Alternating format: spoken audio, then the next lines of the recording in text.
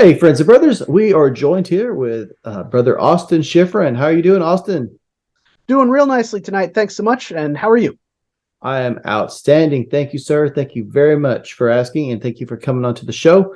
I have recently read your book, More Light: Collected Masonic Writings. This is this is the kind of book that's up a lot of people's alley because, first of all, it's not very thin, right? I mean, there's quite a bit of content there.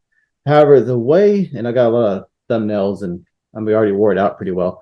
But the way it's arranged, let me find a chapter here. The Sure. way it's arranged is you got a wide variety of content, but each section, I don't know if it's going to show up very well with the green screen, but each section itself is only a few pages. So this really lends itself to almost casual reading if that's the kind of person or the kind of reader you are. I prefer a really deep dive, but with three kids, I don't always get to do that, right? So it's nice to be able to say, hey, I could read 2 or 3 pages, get the entire lesson that's being imparted, and if chaos breaks out in the other room, or I just start falling asleep because I got 3 kids, then I have read that chapter, and each chapter is standalone for the most part. Um, so it's a very wide variety. I could tell that you're very passionate. You've been writing for a very long time over various subjects, and so to really nail the point, I would highly recommend this book.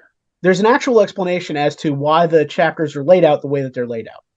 So, roughly the first two-thirds of what you're looking at there are articles that previously appeared in Right Now, which is the Scottish Rite of Valley of Pittsburgh magazine. Mhm. And I started writing for them originally in 2013, 2014, because I was coming in as the presiding officer of the Princes of Jerusalem, one of the four coordinate bodies that collaborate together to help govern a Scottish Rite Valley.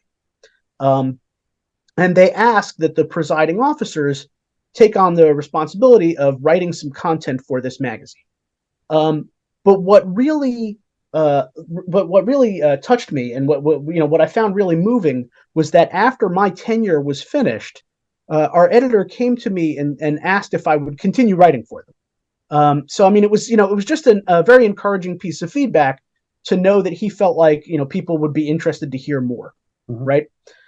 So I continued writing for the magazine, and I'm still writing for them to this day. The last third of the book that you're looking at, which is why it seems like a slightly longer chunk, Mhm. is a presentation that I did for the Squirrel Hill Historical Society. So Squirrel Hill just happens to be one of the 80 some neighborhoods surrounding Metro Pittsburgh.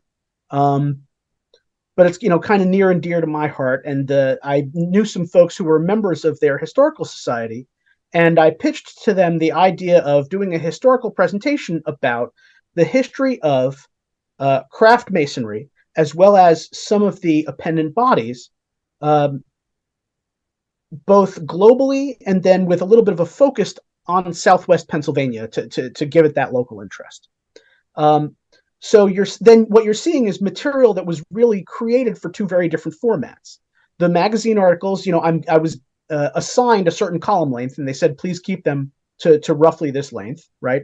Whereas the presentation for the historical society, I was given a slot that was something like an hour, and they said please deliver for our members content meeting roughly this 1 hour limit, right?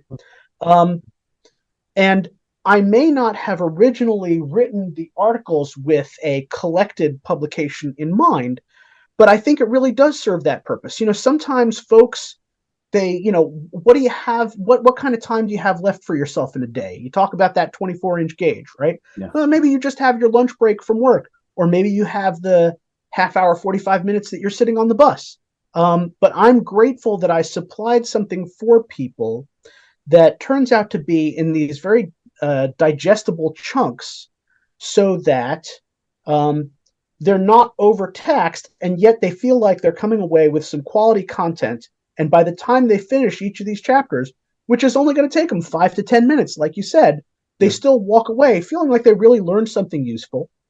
And in fact, it's really, in a style that honestly, if people want to take it away with them and present it to their lodge, if you wanted to take one of these articles and make it into, an evening's program for your lodge, you could do that. Oh, absolutely. Yeah. Would I like you to give me credit? Sure. But you could still take that chapter away with you and present it to your lodge and say, hey, listen, guys, I learned something kind of neat this week. I learned something kind of neat this month, and I want to share it with you. And the more that stimulates people, happier I am about it. I love it. I'm looking for a quote real quick. Okay, here it is. The Mason who reads, however little, be it only the pages of the monthly magazine to which he subscribes, will entertain higher views of the institution and enjoy new delights in the possession of these views. The Masons who do not read will know nothing about the interior beauties of speculative masonry, but will be content to suppose it is something like Odd Fellowship or the Order of the Knights of Pythias, only perhaps a little older, by Brother Albert G. Mackey. Do you have anything else that you'd like to add? I mean, I highly recommend the book. Check it out. I'll put a link below in the description of the video for anyone that wants to just click over and check it out. Thanks so much. Look, I mean, I'm just grateful that it resonated with you. The truth is, it's been a really interesting learning curve, man. I do want to tell you that part of the reason that I wound up publishing this book is because about a year and a half ago now, my mom passed away. And when that happened, I got together with my step siblings, and we were working on, like cleaning up and closing out her apartment. A lot of people can relate to this. It's, one of those things that happens in the course of your adult life. And my mom had a lot of these paintings that she had done in college.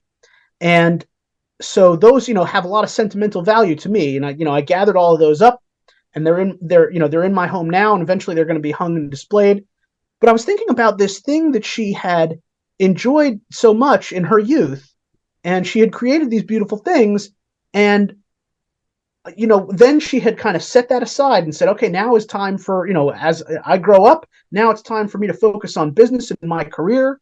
And I wondered, once she retired, I always wondered if she was going to get back to painting, because I knew it was something that brought her pleasure, it brought her joy, but she never went back to it.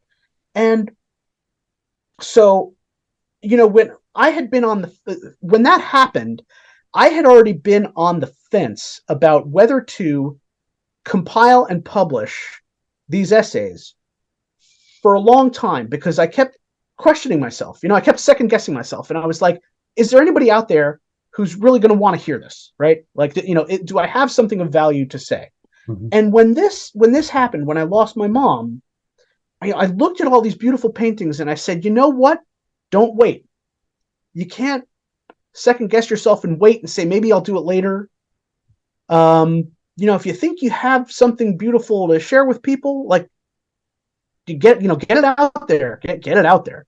So I'm really glad that the book resonated with you, and I just hope that other folks are going to, to pick it up, and I hope that it's going to stimulate people. That's my greatest hope, is that people who are already members are going to pick this up, and it's going to reinvigorate them. It's going to reignite something and motivate them to go, whatever it is, whether they get more active in their Blue Lodge, or whether they, mentor someone. If the book stimulates and motivates people, that'd be like the greatest goal that I could hope for. Well, Austin, I wholeheartedly appreciate you give me the opportunity to review your book and come onto the show. Austin, if someone wants to get a hold of you, is there a best way to do that? Yeah, I think probably the best way to keep track of what's going on with me, right? I have an author page on Facebook, right? Mm-hmm. So I have a regular presence on Facebook, which is just my personal stuff. But then if you look for Austin, like spelled just like capital Texas, Austin, R, middle initial R, last name Shifrin, Shifrin, author, right? Author at the end of it. Monday, April 17th, I'm going to be presenting at Lynbrook Massapequa Lodge at their cigar and whiskey night. So I'm going to be doing a presentation there. May 4th, I'm going to be at Johnstown Lodge, so I'll be back in Pennsylvania. And then May 21st, I'm going to be presenting at the Lodge Ad Lucem Esoteric Symposium, which is going to be in person in Pittsburgh, but it's also available online. But anyways, I guess to try to bring it back there, if you want to keep in touch with me and keep informed of where speaking engagements are coming up, the best way to find me is at my author page on Facebook. Okay, awesome. And I'll find that, and I'll slap a link for that down there too. Great, thank you so much. We'll try to cover all the bases. Justin, I really appreciate you helping me just get the word out to more people. Oh, absolutely, absolutely. We're all about education here at Masonic Improvement, right? So anytime good content comes along, good books, we'd be sure to share it, and we'd be sure to recommend the good stuff. And this is the good stuff. Again, that's More Light, Collected Masonic Writings by Brother Austin Shifrin, and get it. It's worth it. Thank you again, so much brother. again. My pleasure. Thank you.